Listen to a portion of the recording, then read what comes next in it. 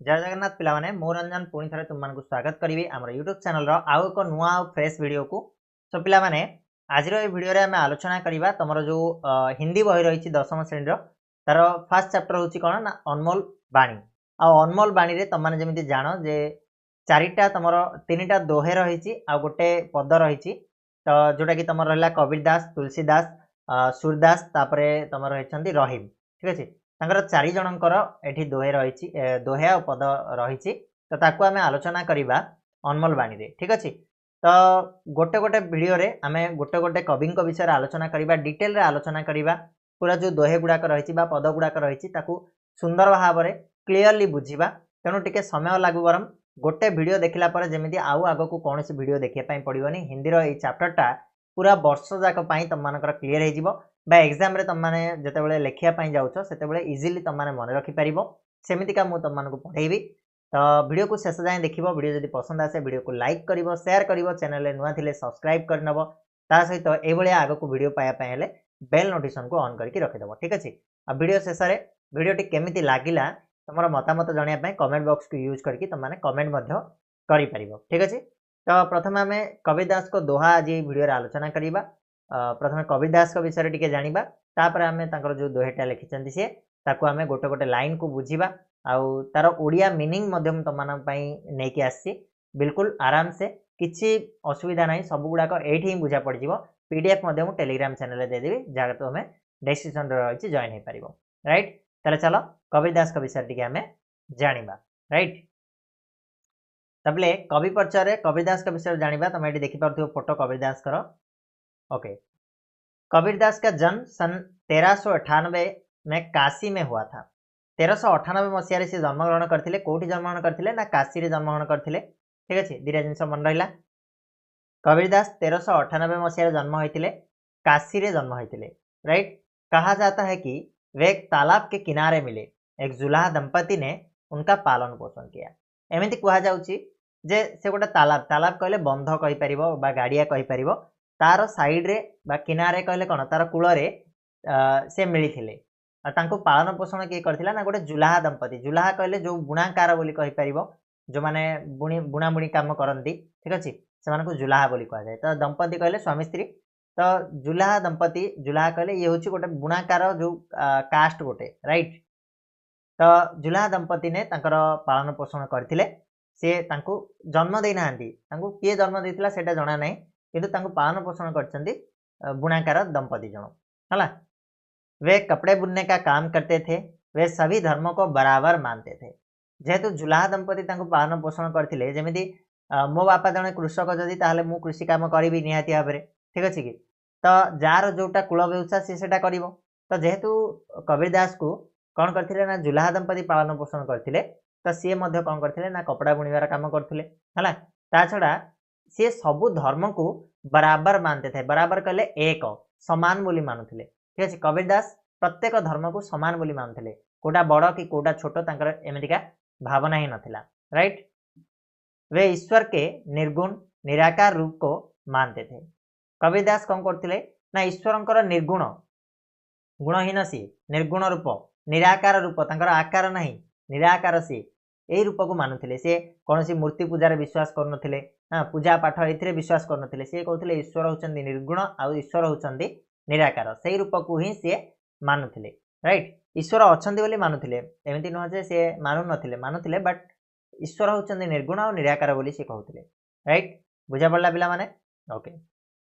उस समय धर्म और समाज में बड़ी गड़बड़ी थी से समय धर्म और समाज रे बहुत गड़बड़ लगी रही है समस्ते विभिन्न धर्मर होते निज निज धर्म को से उच्चा बोली भावुले ये सब जिनस थिला। तो कबीर दास कौन करथिले ना कबीर ने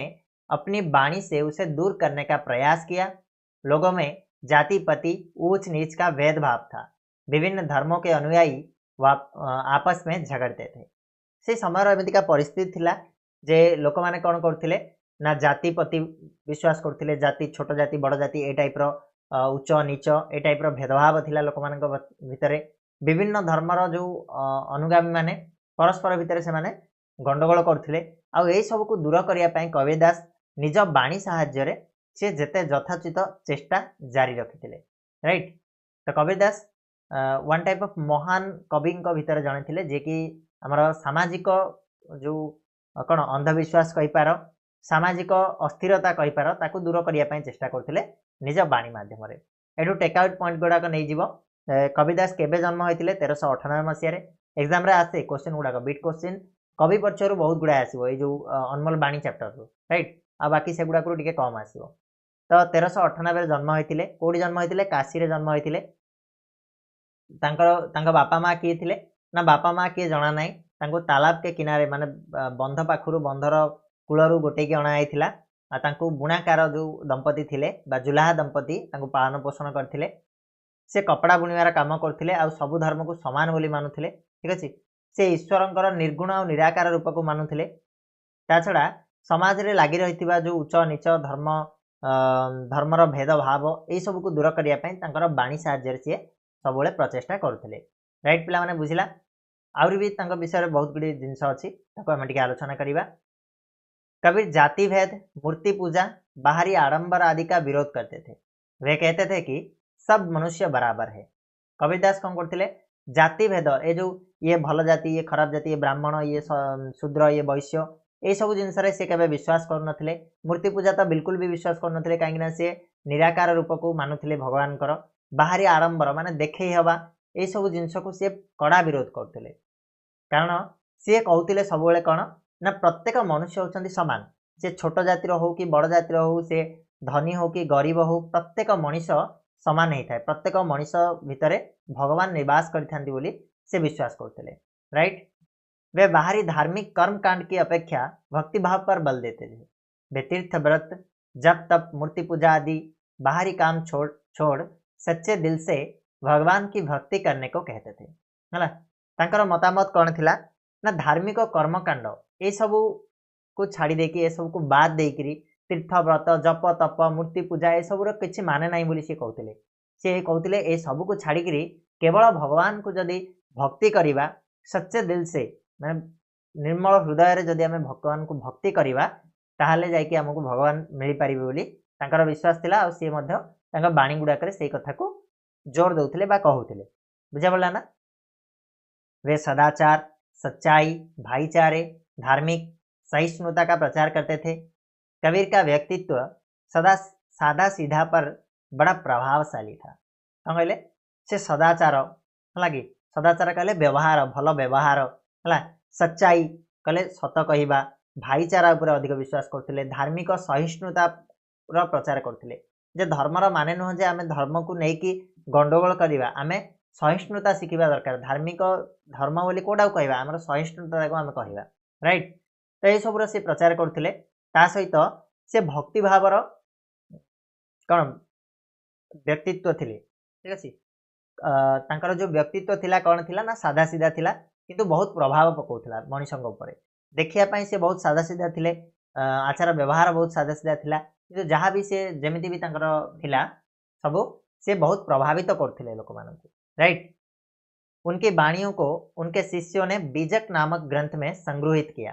तांकर वाणी गुड़ा को तांकर लेखा गुड़ा को तांकर शिष्य माने कौन करथिले ना बीजक नामक ग्रंथ रे संग्रहित करके रखिथिले ठीक अछि एटा गोटे इंपोर्टेंट क्वेश्चन पिला माने एटा को पॉइंट टा को मन रख जे तांकर कविनकर वाणी गुड़ी को सब कोठी संग्रहित होई रहिछि ना बीजक नामक ग्रंथ रे संग्रहित होई रहिछि किए एटा को संग्रहित करके रखिछि तांकर शिष्य माने संग्रहित करके रखिछन्ती मन रहइबो ना शुणी था माने शुणीबा को तमे जदि भल पाउछ ताले निहाती भाबे तमरो मन रहइबो राइट जे शुणुनी भल से केबे केते पढ़ी की भी मन रखि परिबनी तो सब बेले जते बेले तम मानकू पढ़ा होची गोटे जिंस ताकू शुणिया को चेष्टा करो ठीक अछि तांकर बाणी गुडा को सब कोठी ना बीजक नामक ग्रंथ रे संग्रहित करके तांकर शिष्य माने रखिछन्ती तांका भाषा थिला कोन ना मिश्रित खड़ी बोली भाषा थिला उनकी भाषा मिश्रित खड़ी बोली है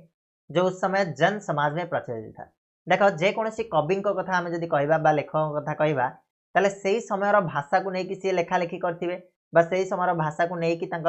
जहाँ भी बाणी गुड़ाक थी ना ना एवं जमी धन्य मुझे जदि लिखी तो आजिकार भाषा जो प्रचलित भाषा को लेकिन लिखी ठीक अच्छे ये भाषा को लेकिन गोटे हॉलीवुड रे गोटे झड़ पूरा लगी तुम मैंने जानी जो रांडी पुओ अनंत आमर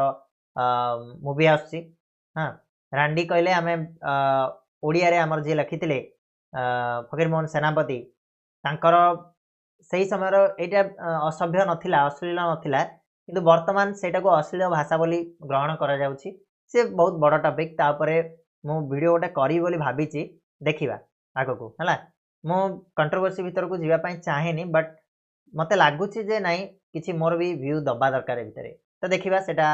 डिसाइड करिवि छाड़ ताकू आमे कोन कहले ना तांकर भाषा कोन थिला सेही समय जन समाज रे जो प्रचलित थिला मिश्रित खड़ी बोली भाषा सेटा को तांकर थिला भाषा कबीरदास कर राइट तापरे तांको गुरुंकर नाम कोन थिला ना रामानंद स्वामी थिला तांको गुरुंकर नाम थिला रामानंद स्वामी मन रखिबो एटा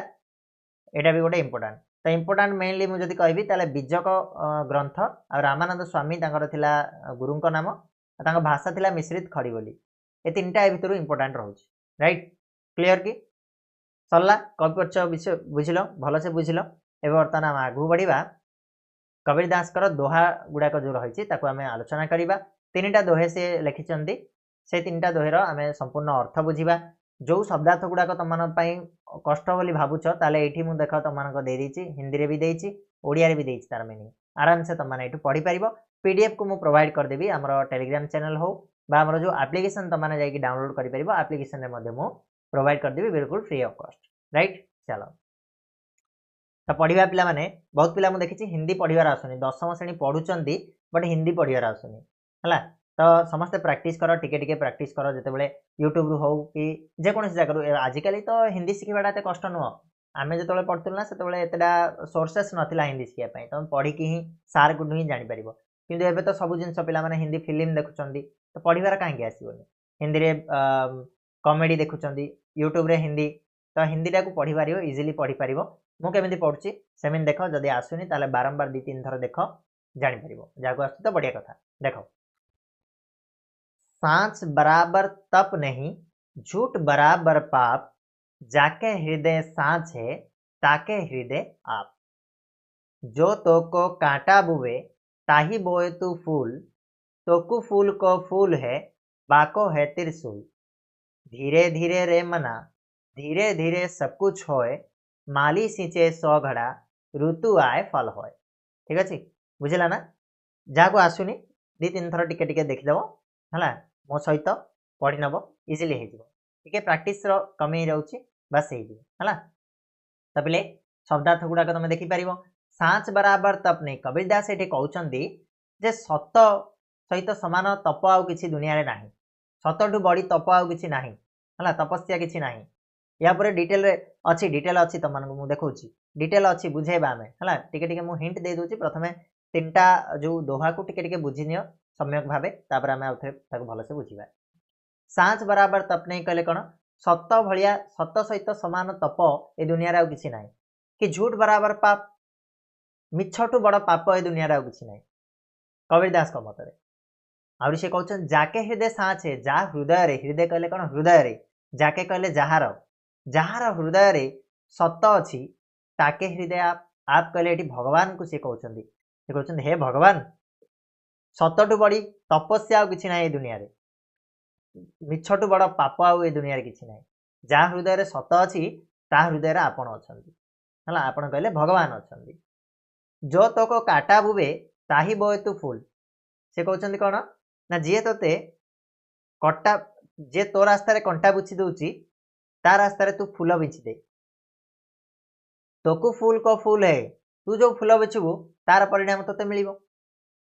तू फूल बिछुचु सी तो रास्तार कंटा बिछिले तोते फूल ही लागिबो किंतु बाको है त्रिशूल किंतु ता रास्तार तू केते फूल बिछिले ताकू सेटा कौन ना त्रिशूल भलिया लागिबो हला ता पादरे कंटा फुटिबो तापर आउर कहउचंदी धीरे धीरे रे मना धीरे धीरे सब कुछ होए सेठी कहउचंदी रे मन सब किछि धीरे धीरे हुए सब किछि समय आसिले हुए है तेणु माली सिंचे 100 घड़ा ताकू गोटे उदाहरण देकी से कहउचंदी माली 100 घड़ा सिंचे सिंचे कहले सिंचिबा 100 घड़ा कहले माठिया 100 माठिया पानी देदेले मध्य ऋतु आए फल होए ऋतु न आसिले फल हबनी गोटे गछरे गोटे आंब गछरे आमे वर्षा दिने माने खाली मोटर पकईकी खाली पानी दे चलिबा फल हम कि पिले हेनी जितेबले ऋतु आसो सेतेबले जाकि फल हम से कथा को से बहुत सुंदर भाव में प्रकाश कर शब्दार्थ गुड़ाक तो आम आपको बुझिबा चला गोटे गोटा को आउ टिके भल से बुझिबा डिटेल रे बुझिबा जा द्वारा तुम एग्जाम रे जेतेबेले तुमको आसीबो जे एटा को भल से लेख हला तो आराम से लिखि परिबो किछि असुविधा नै हम पढिला बेलु आका तुम लॉन्ग क्वेश्चन मध्ये होई जिवो देखो पिला माने सांच बराबर तप नहीं झूठ बराबर पाप जाके हृदय सांच है ताके हृदय आप बहुत सुंदर भाव लिखाई छी ताको बुझिबा जेतेबेले तुमको आइबो आकु व्याख्या करो हला कि ताहले तुम माने इजीली करि परिबो राइट तो चलो आमे टिके देखि देबा तो एठी देखो कबीरदास कहले कोन साच बराबर तप नहीं सच हमेशा महान होता है से कहवा मतलब होचंदी सतटा सबले महान ही थाए सच के सामने इस संसार में तपस्या या ज्ञान नहीं है सत सहित समान आउ किछि तपस्या बा किछि ज्ञान नहीं सतठु बड़ ज्ञान किछि नहीं यदि सत तमे कहूच